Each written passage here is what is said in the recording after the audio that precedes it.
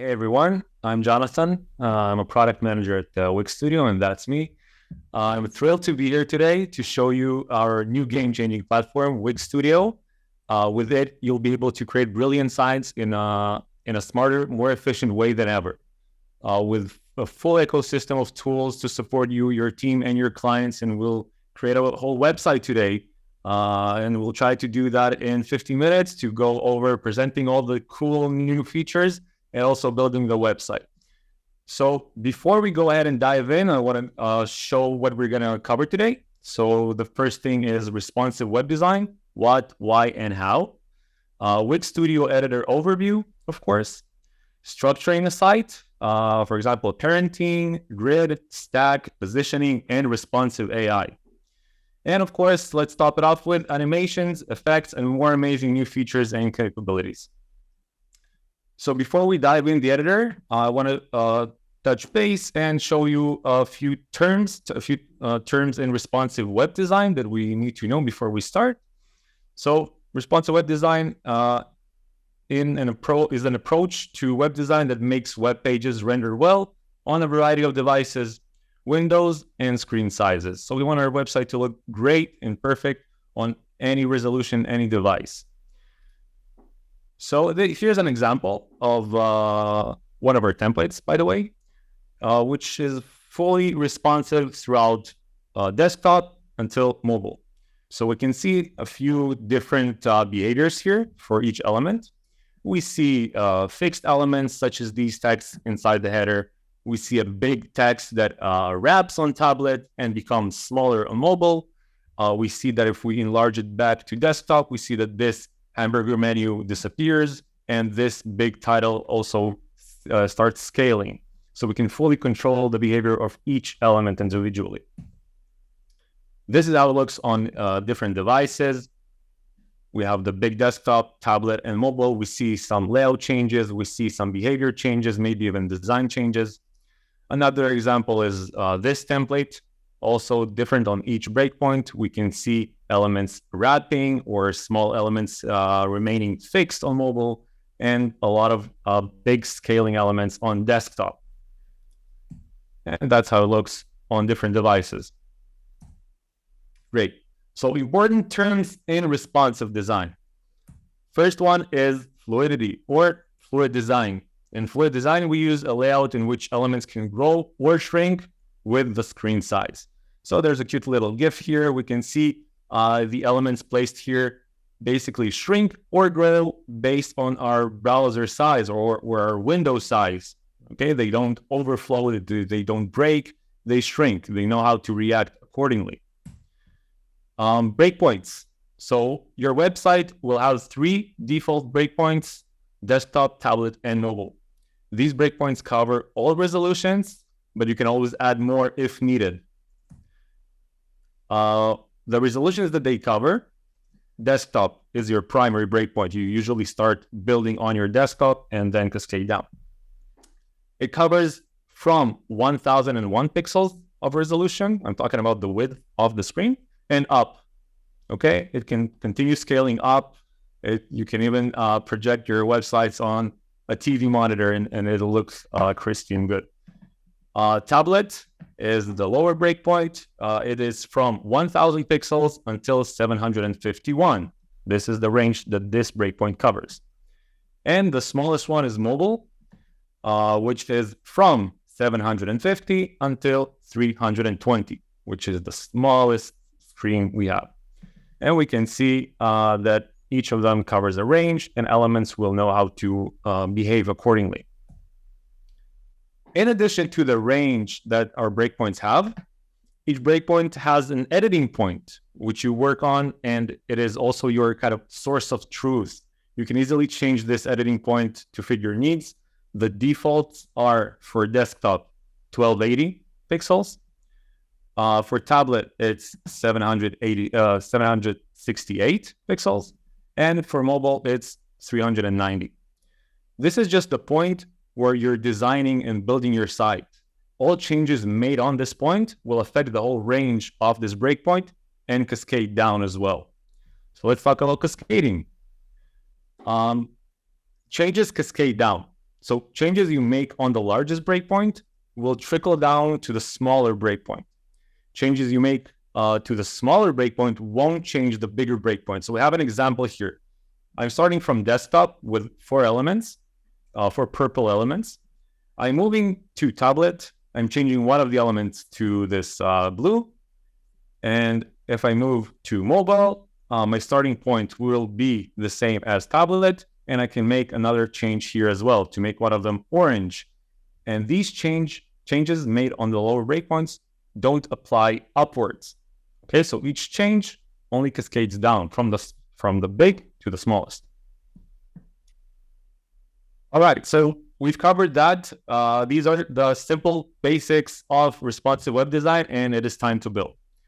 So we will build today this nice website, which is totally responsive with some animations here as well. So we have the hero section, we have a grid section, we have this nice animation for the text on scroll. By the way, we're going to build this section using AI. And we have this section, which is also sticking when we scroll the website. Of course, this website is responsive. So if I make my browser smaller or view this website from a smaller device, everything would adjust accordingly, just the way I made it look on these devices. So we can see everything stays very nice. Looks very good here. Okay, so let's dive in the editor. This is Wix Studio. Okay, welcome.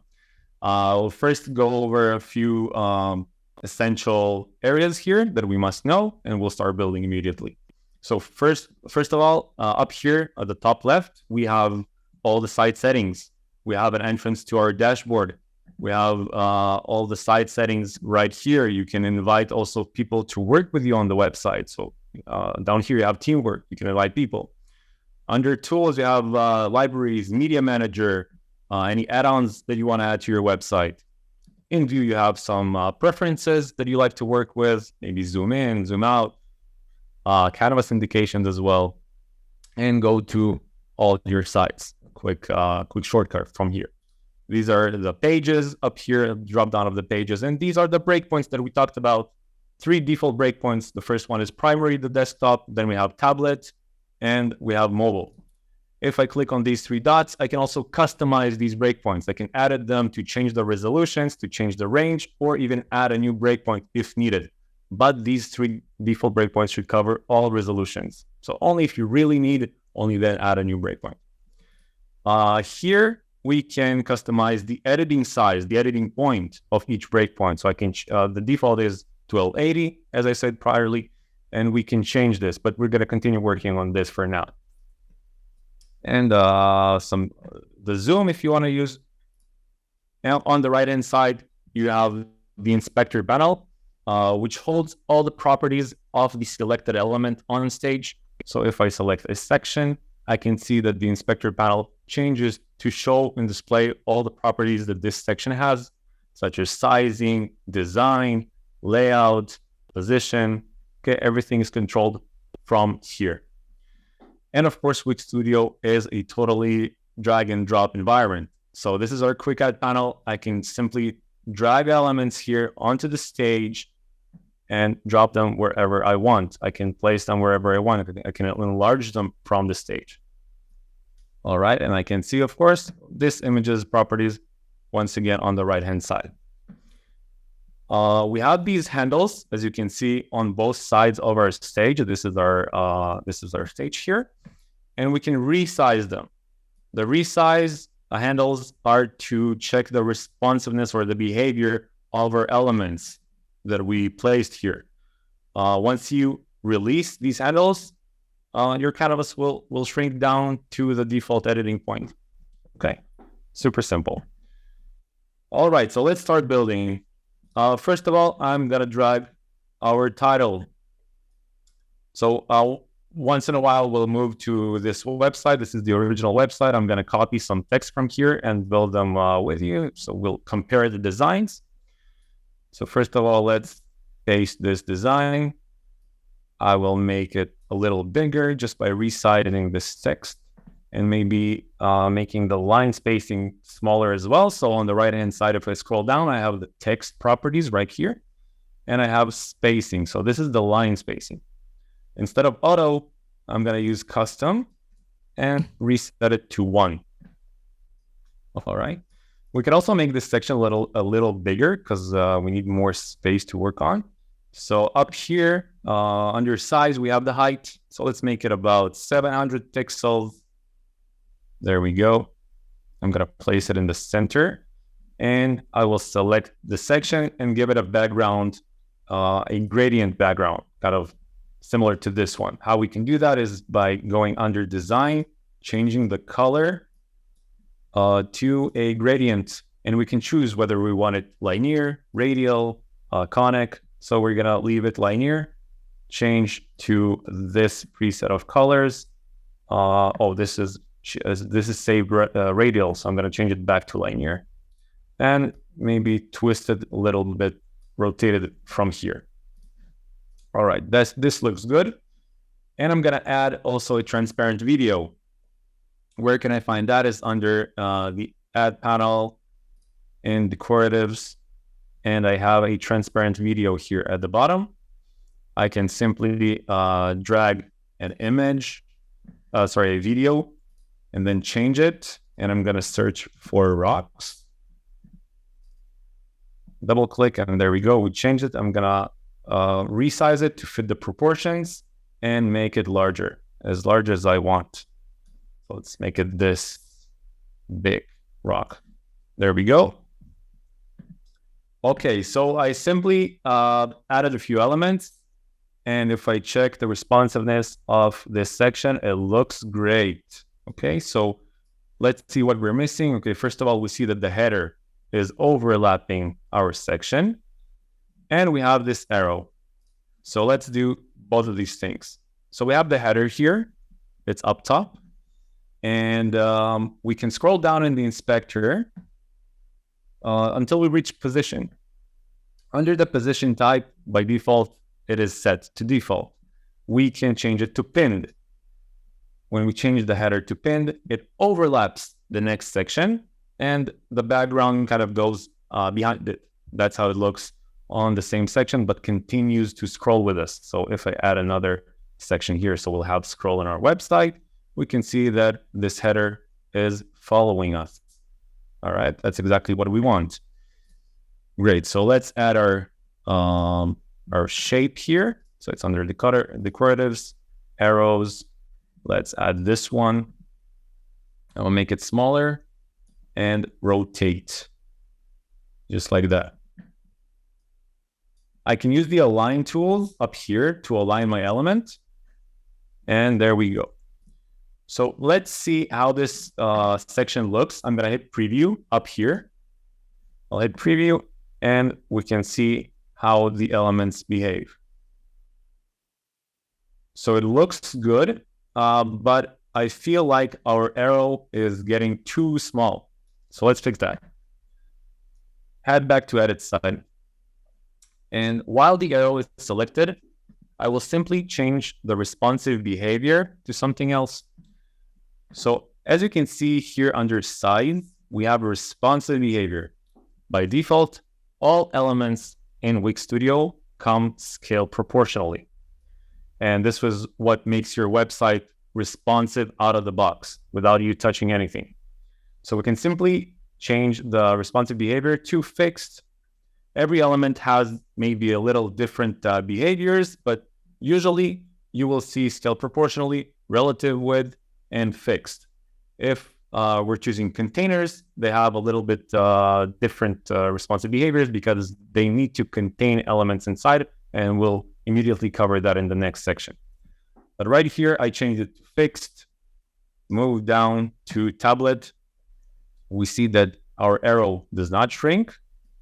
It remains the same size while everything else is shrinking. And if we move to mobile, we can see that this becomes a little bit too small. Okay, so now in mobile, we can completely customize this whole breakpoint and do whatever we want just by dragging and resizing. So I'm going to grab this section and I will resize it. I can drag it on stage, or I can resize it from here, from the inspector. All right, so let's now move the elements. I'm going to move all the elements to be one under another. It is something like this. We will center the text alignment down here in the text properties, and we can also make the text bigger. So I can resize it proportionally like this if I'm resizing and holding Option key or Alt on PC. So it resizes it from both sides. This is a little bit too big. There we go. Okay, this is the layout that I want on mobile. So I just dragged and resized the elements. Let's see the result. Great. So we have a responsive mobile as well. If we hit preview, we can see the video is playing. And if I go to a larger breakpoint, such as tablet that we didn't even touch, everything still looks great. And on desktop as well. Okay, so we can see that it was super simple to create this responsive section without even playing around with any CSS properties. So let's move to our second section. Our second section is this one. Okay, so this layout is, as you can see from first sight, it looks a little bit like a grid. So that is exactly what we're going to do. We're going to use the section grid here. So when selecting a blank section, what you'll have is a few presets of a grid. So we have 2 columns, we have 2 rows, we have cards, and 3 cell collage or even 4 cell collage. Let's start with the most simple one. Let's start with 2 columns. So I will apply it, and we will immediately see the section is divided into 2. Now let's open the layers panel right here on the left-hand side. This is where we can see our structure of the website. So we have the header, we have the first section, and now we have this new section that we created, and of course the footer.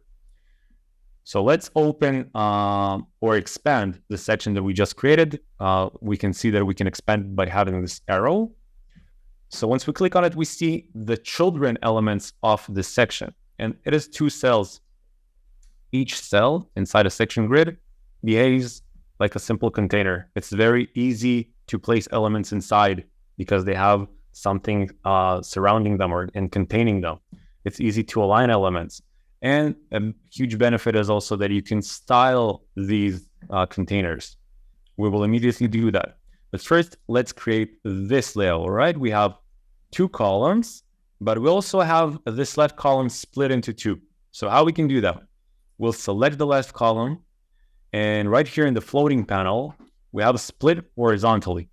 So I'm going to click that, and we'll see that another cell was created. Now they're equal.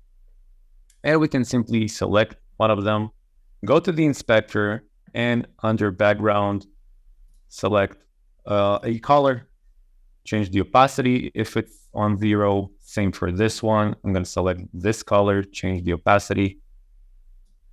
And we could also apply a background image. So let's add, selecting this cell in the floating panel, we can add media.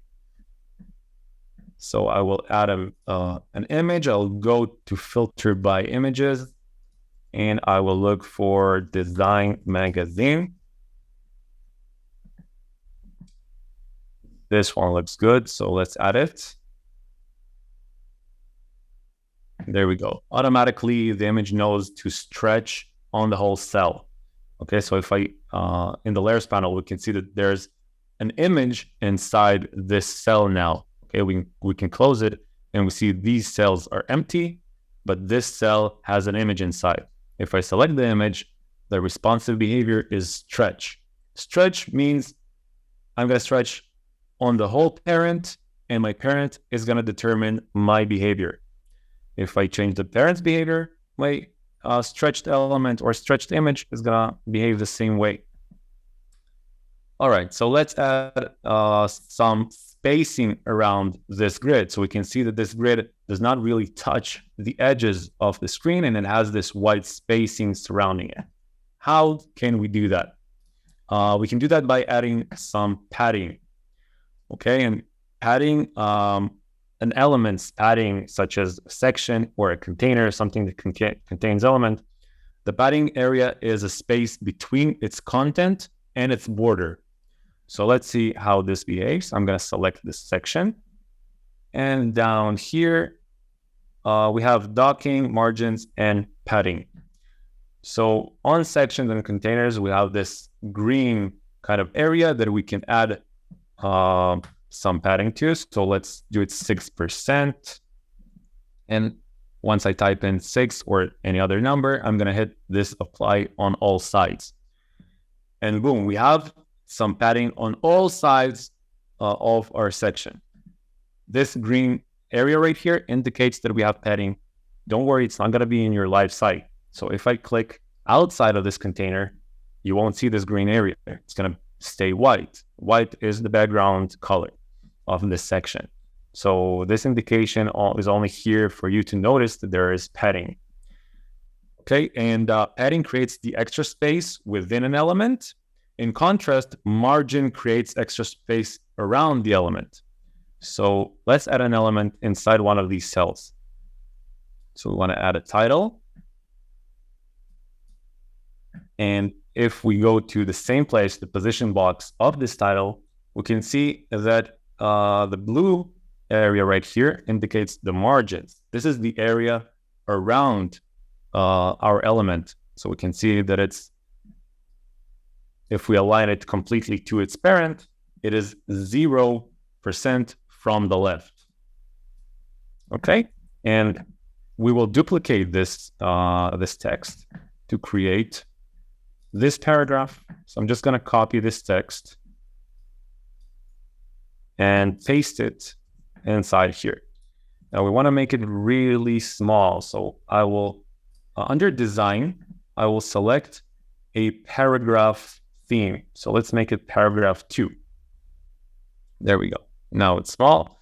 And we also want to change this title.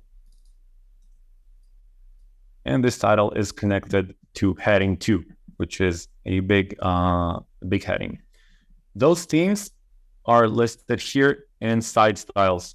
So this is a place where you can store your design system, your styles that you want to use across your website.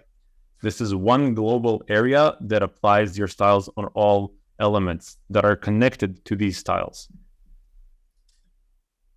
So right now we want to align these elements inside the parent. So we can do that by the alignment tools, and we can use the X and Y. So the X and Y is the axis and the distance of this element from the top left of its container. So if we align this to the left, we can see that the X becomes 0. If we align this to the top, we can see that the Y becomes 0. And from here, wherever I drag my element, we can see that the X and Y are also changing. All right. So we want to have these two aligned to the bottom, but we'll still need some spacing here between the elements and their container. So we're going to do that by also applying some padding inside this cell. So each cell, once again, is a regular container, and it can have padding and any property that a regular container can have. So we're going to use 6% here as well, apply on all sides, and let's align these elements to here, to the padding. Now, before I mentioned that the padding is the area that is between the content and the border of this container.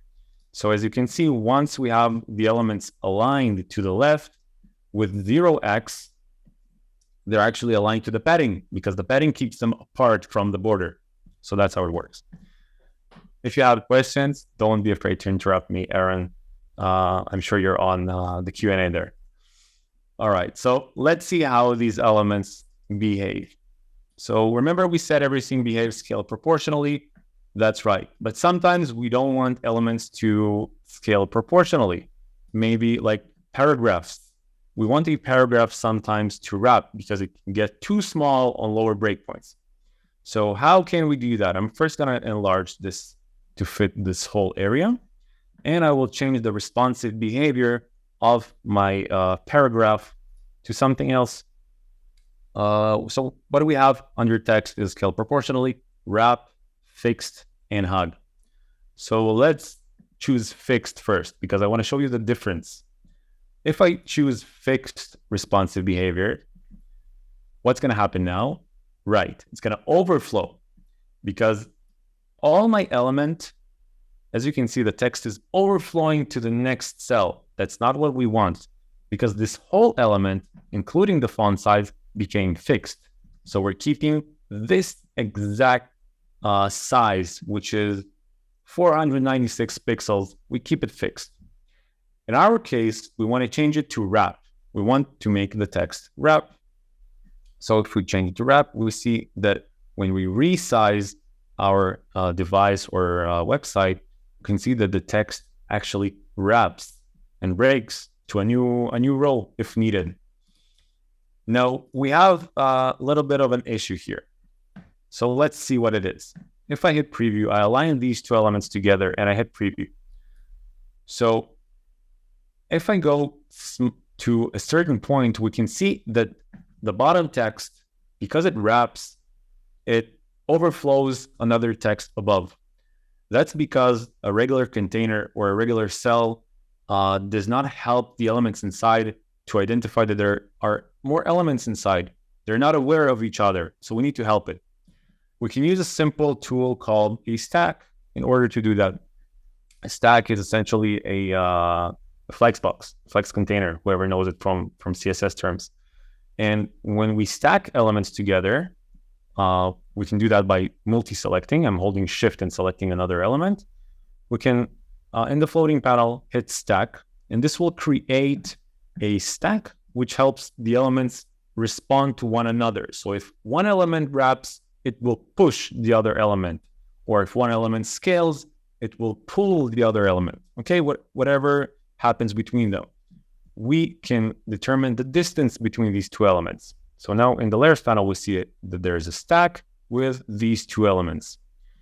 And in the inspector, we see under layout, the direction of the stack and the item spacing that this stack has.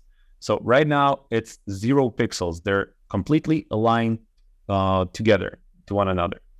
We can adjust the spacing between these two elements by resizing this or dragging this handle between them, just like this. I can make it bigger, and we can see the amount of pixels.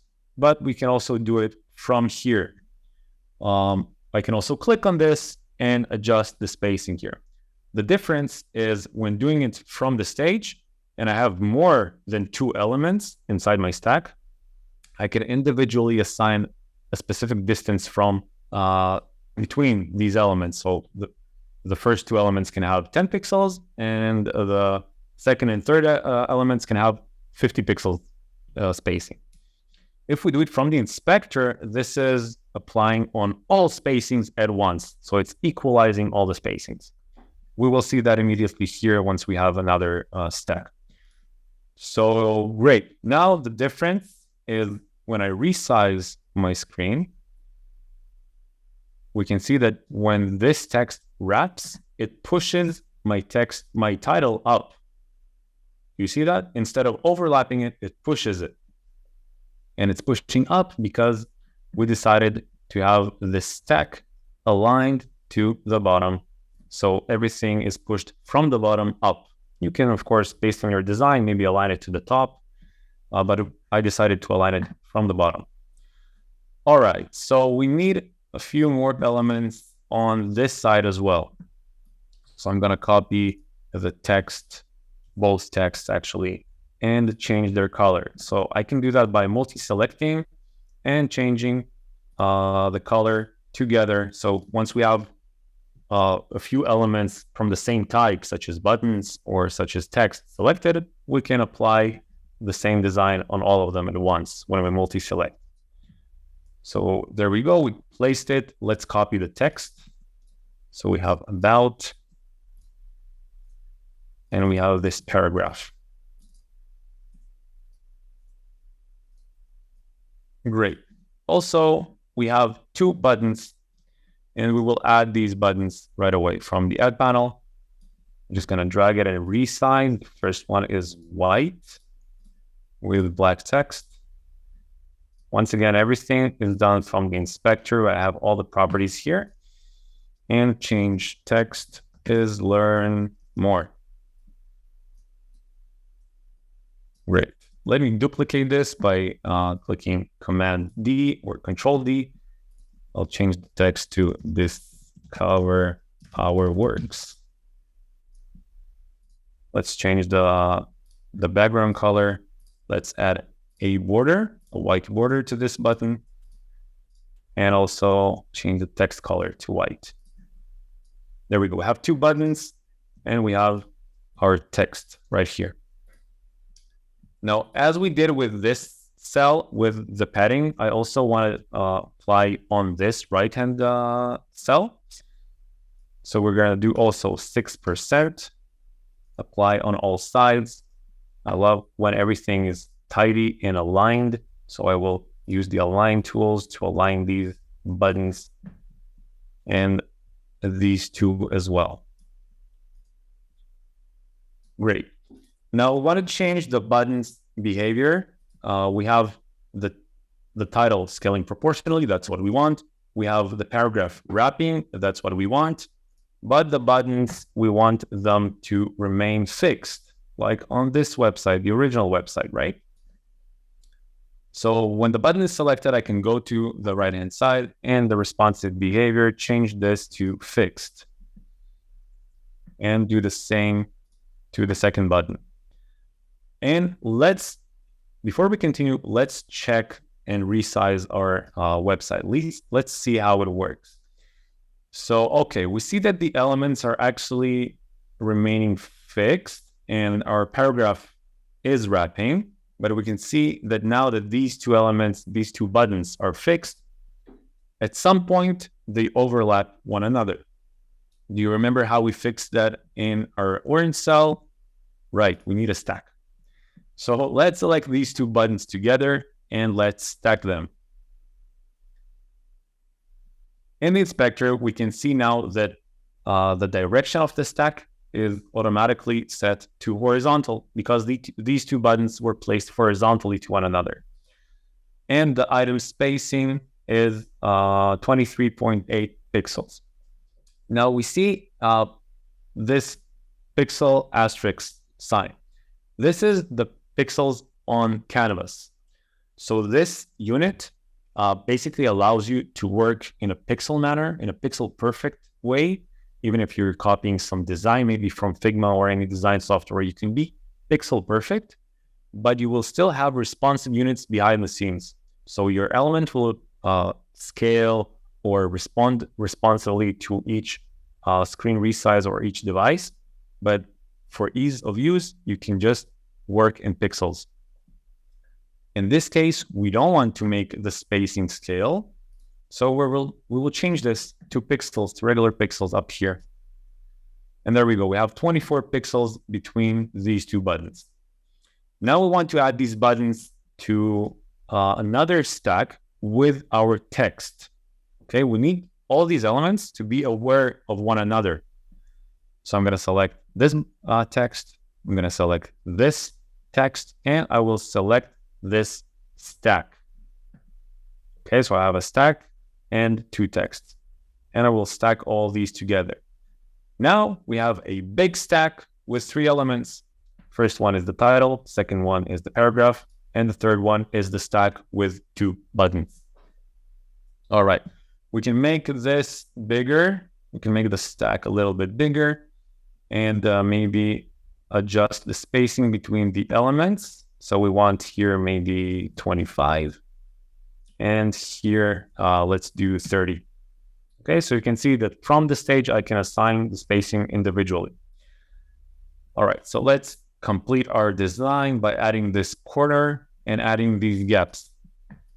So I will select the cell in order to add the corner radius, the border radius. Under corners, I can apply on any side a radius. So I want it on the top right.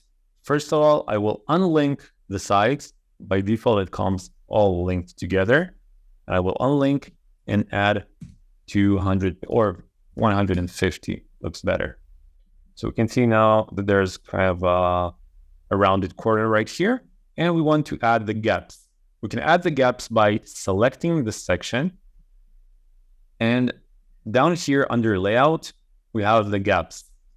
So we can set 7 pixels horizontal spacing and 7 pixel vertical spacing or vertical gap. And now we have this white area between the cells. If I click out right here, I can see the whole picture. It looks great. It looks something like our original website. And let's see if it behaves well as well. Awesome. It looks very, very good. Let's move to tablet, and we see that something is happening here.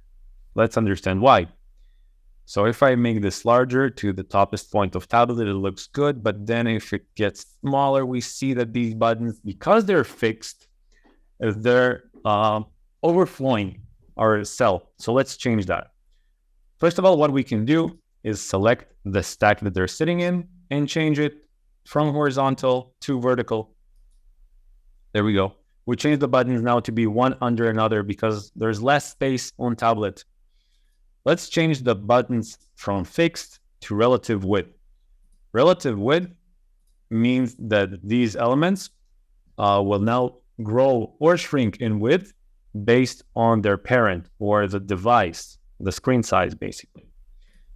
And now when they're both set to relative width, I will select the stack by going here in the blue breadcrumbs and selecting stack and resizing it to fit this whole area. Okay, so this looks good. We can also make the spacing between them a little smaller, so maybe 10 pixels, like that. And we see now that the buttons and all the elements respond to this resizing.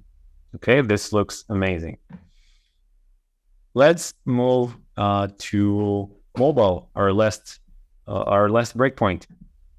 When I move to mobile, I can see that it's getting too crowded in here. Okay, all the elements getting too small. So let's fix that. First of all, we want to flip this grid to a different layout. We don't want collage anymore. We don't have space for this. We want to change this by selecting this section. Under this drop down, we have rows or columns. On mobile, I prefer to use rows. So if we select rows, we can see that all these cells that we had 3 cells, each one becomes a row. So the image is the first one, then we have the second one and the third one. And I want to show you how we can hide elements on a lower breakpoint. So we can hide elements here, but they still appear on the bigger breakpoints like tablet and desktop. So I will select one of these cells. So let's hide the image. I'll select the cell that contains the image.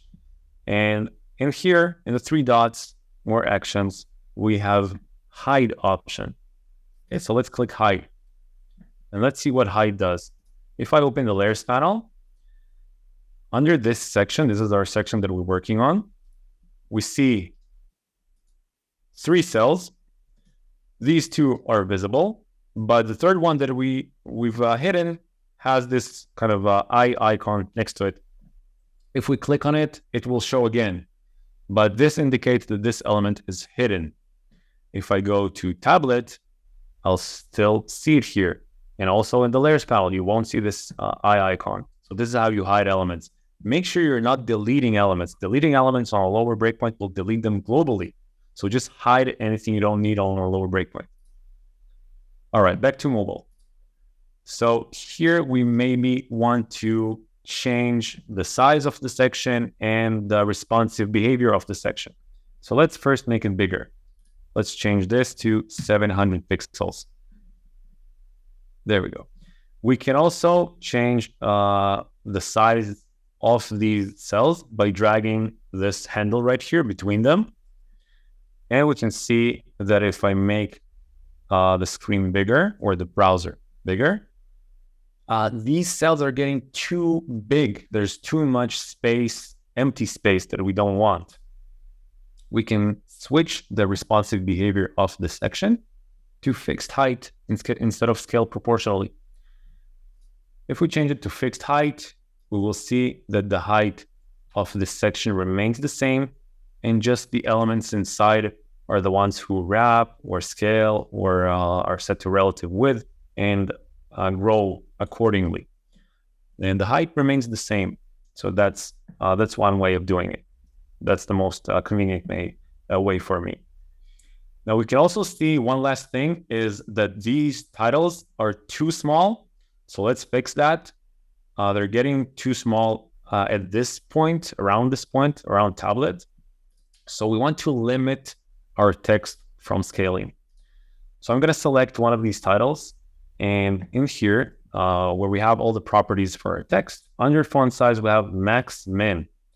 So it basically creates a limit for the font to stop scaling once it reaches a certain size. You decide what size. You have a maximum size when the text grows too much and you want to stop it, or you have a minimum size, which the text will not go below. So in this case, we want a minimum size. So let's change none, 2 pixels, and this looks good. I will immediately show how it will behave, and I will do the same to the second one. I will change the minimum to pixels. All right, if we hit preview, we can see that from this point, the text, the title, I'm talking about only the title, the text will grow, the font grows, but until we reach a certain point when the font hits 30 pixel font size, it stops. It will not shrink below that. And we can see that on mobile, it looks great. If we scale up, once again, the text continues to scale and become bigger and bigger. All right, that's how you stop your text from scaling. All right, so this section looks amazing. Let's move to our next one. And this is an exciting section, okay, because we're going to build it with responsive AI. First of all, we need to place the elements here. So let's make it bigger. Let's set it to 700 pixels to have enough space to work. And our section has a text with a mask. So we have a video here at the background, and we have these elements placed. All right, let's do that as well. So in the add panel, under decoratives, we have text mask. So let's click that and add a text. Let's add this one just for a starting point, and copy the text from here, because I'm not going to write it. And in the floating panel, we have change text. Let's paste it here. Okay. If you want, by the way, to have your text only for text mask, if you want to have a new line, you'll have to manually create this line break by Shift Enter. Okay, so this is how your text drops to a new row. All right, this is good. And we want to align the text to the left, make it bigger. Okay, now when we make it bigger, we want to keep it aligned with our previous section. How we can do that is or just by placing the element in the same line, or we can apply padding as well. So let's do the 6% padding from all sides. There we go. And we can align this to the top, just like that. We have the same alignment now with this section. And I can make this text bigger until it snaps to the other side. Great. We can change the line spacing, just like we did with the previous text. There we go. We have this one, and we want to add an image. So let's add just a regular image and change it from the media manager. So we're also looking for a design magazine, but something else like this one. We want to make the corners round once again. So we'll do that here under corner, 200 pixels. Remember that it's locked on all sides. If I want to unlock one side, I just unlock these and remove the radius from one of the corners. There we go. We can make it bigger. And I see that I forgot to change the media for this text. So let's change it. Quickly select the text. Here in fill, the fill option. We have media or gradient. So we added a text with a gradient, but we want media. So I'm going to select media and change it. So because I'm looking for a video, I want the video category, and I'll search for sand. Let's select this one, sand dunes. In the editor, the video will not play, but once we click on preview, you will immediately see the video play in the background. Okay, so that's how you can check your videos, how they look. So we place these elements. All right, let's add a paragraph. I'll copy this one. It's quite big. Let's make it bigger as well. I think it's like 20 pixels. Yeah, looks good. I will place it here and add a button.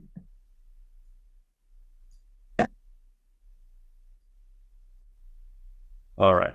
So we have our paragraph, we have the big title, we have this image and a button. And now we want to make this section responsive. But then you're asking, Jonathan, didn't you say that everything is responsive out of the box? You're right. Everything is responsive out of the box. So we can see that if we scale this down, it looks good on all screen sizes, but maybe there are some adjustments that we want to make. Maybe we don't want it to scale proportionally completely. We want to save some time, we want efficiency, right? We're trying to do things as fast as possible. So we can simply select this section and run the responsive AI from the floating panel. So let's hit it. This is still in beta, but it runs with amazing results. So we can generate now the AI. While this is generating, you can see in the background, the elements are repositioned, are on mobile. On desktop, we reparent all the elements. We apply the correct layouting tools. If it's a grid, we apply grid. If there's a stack needed, we apply stack. The responsive behavior of elements change as well. And on mobile, it also looks great, and it is repositioned, maybe rotated, maybe it has some different responsive behavior. So let's see what is our result. So before we go ahead and apply, I can just minimize this window right here, and the AI finished. And now it gives me the option to check the result out. So it looks great. It looks as I positioned it on desktop. But what happens when I check it on a smaller device, on a smaller screen? This is mobile. Wow, great. So we see that all the elements are positioned one under another automatically. So buttons on mobile usually become not scaled. They're fixed or relative width. So we see that the paragraph remains with big font size, so we can read it, we can see it, and keeps it accessible also on small screens. And the image is now placed below the title and also stretched on the whole section here, fills in the whole void. Amazing result. We can keep it just by applying design right here. And we can see now that the structure here has changed. Okay, so you can see there's a grid, there's a stack. Let's check the elements, for example. So this text is scaling proportionally because it's big. But then if we move to mobile, we see that it's wrapping on mobile. That's exactly what I would have chosen. And maybe this button is the only thing that I would change. So instead of fixed, I want it relative width and just make it bigger, something like this. And there we go. That's the button that I want on mobile. So you don't have to stick with the result that the AI gives you. It's an amazing, amazing, amazing result with a perfect starting point, like for small adjustments. And it saved us a bunch of time creating this section and making it responsive. Yeah, Jonathan, that's really cool to see in action. And maybe if you want to take a look at the chat, you'll see the crowd's going wild for the responsive AI. So wow. Great to see that everybody is really excited about it, because we're also really excited. And I think, Jonathan, you did an amazing job with the long build up to it. It was really cool. Awesome. I'm glad you liked it, guys. Do we have any interesting questions? Yeah, so we'll move on to some questions. You sent a lot of questions through, everyone, and I'm glad that we've been able to get through quite a few of them here with our Wix Studio experts. I just wanted to make sure also to address this question. If there's anything you want to see again, the webinar is recorded and it will be available from tomorrow on YouTube. You'll also get an email with the recording. You'll be able to find it in the Wix Studio Academy. Something else that we'd love for you to take a look at, we're going to send you a feedback survey about the webinar right now in the chat. So please take a minute to fill this out. With your feedback, we're able to better plan the upcoming webinars and the contents. We're able to bring you exactly what you're looking for.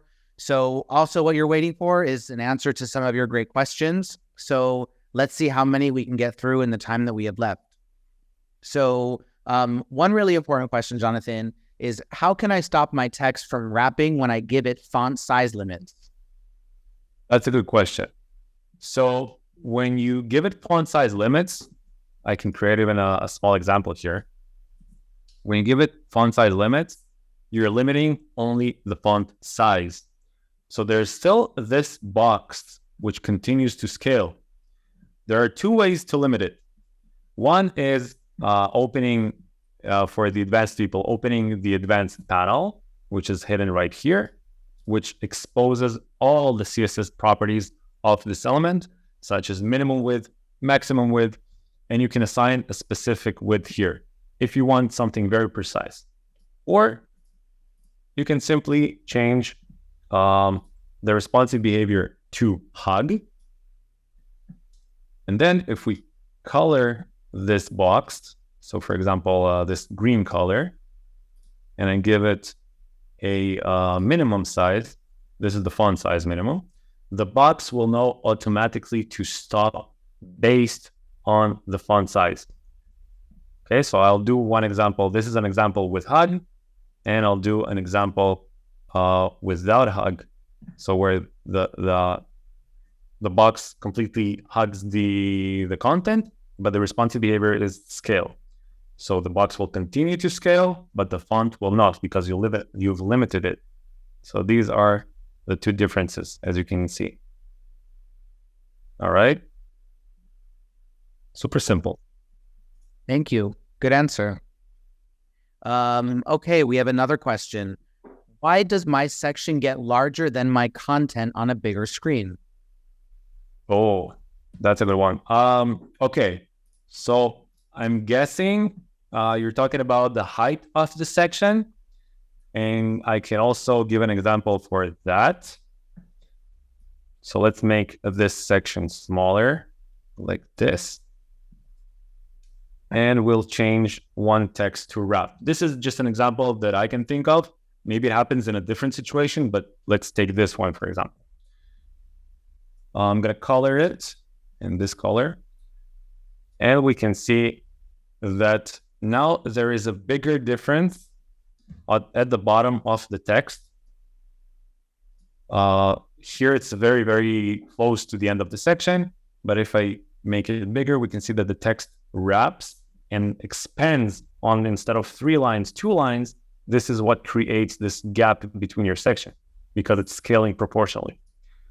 A quick fix that I do, and it's very easy, is just resize the section to fit wherever you want it to and release. This way, it hugs in height your content. And when you resize the screen now and the text breaks or expands, into 2 lines, the section will continue hugging the content instead of having this gap below. Okay, hopefully that makes sense. Nice, very interesting.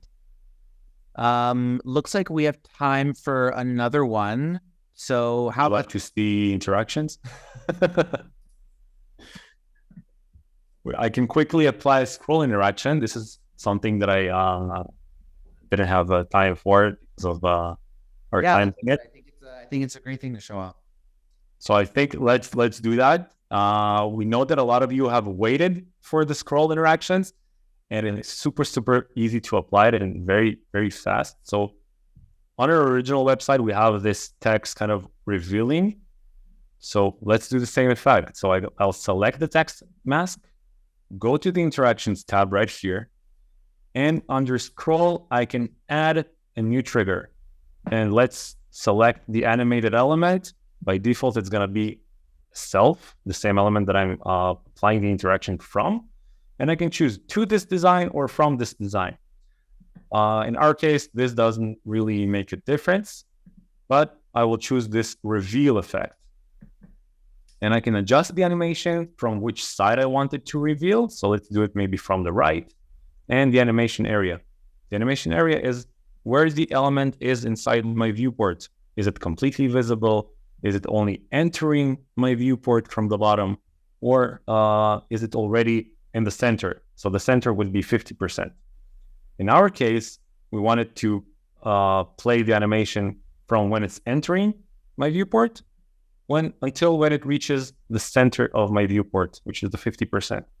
And we can see that, boom, we have this scroll interaction. Okay, told you it was simple.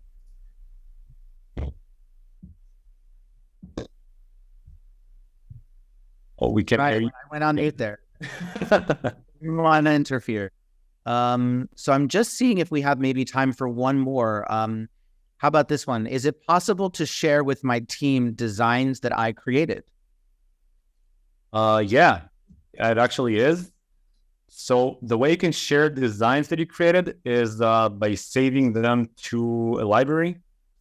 So let's do an example here. If I select a section, in more actions, the 3 dots, I have save as asset. So if I click this, I can name this just my nice section. And I can add it to a library, or I create a new library if I don't have any. So I already have one library created, so I can add it to an existing one, and I can show you where to find it. So the assets are here in the add panel. So we have assets, and under libraries, I have the libraries that I have created. A library can save designs, actual elements and sections, and it can save site styles like colors and typography. And if you open the full library tab right here, you can turn on sharing. You can share it with your teammates. If you're a team account, it is automatically shared with your team, or you can send it individually to someone via mail or a link. Great, thank you. Awesome. So we are now at the end of the webinar. Just going to ask you once again to look at the chat. Here again is the link to our survey. We'd love to hear your feedback. You've been a great crowd. We would love to see you again. So thank you for joining. Like we said before, there will be a recording. So look for it in your email. You will be able to find it on the Wix Studio YouTube and in the Wix Studio Academy. Also, go ahead to the Wix Studio Academy. You'll find many more how-to videos and webinars. Plus, look out for the Wix Studio Forum. You can also find that on the Wix Studio site. The forum is a great place to ask more questions, connect with other Wix Studio users. So we'd love to see you there as well. So once again, thank you for joining us. And wherever you are, have a great day, evening, night. Maybe you want to grab a snack. Enjoy it. And we hope to see you next time.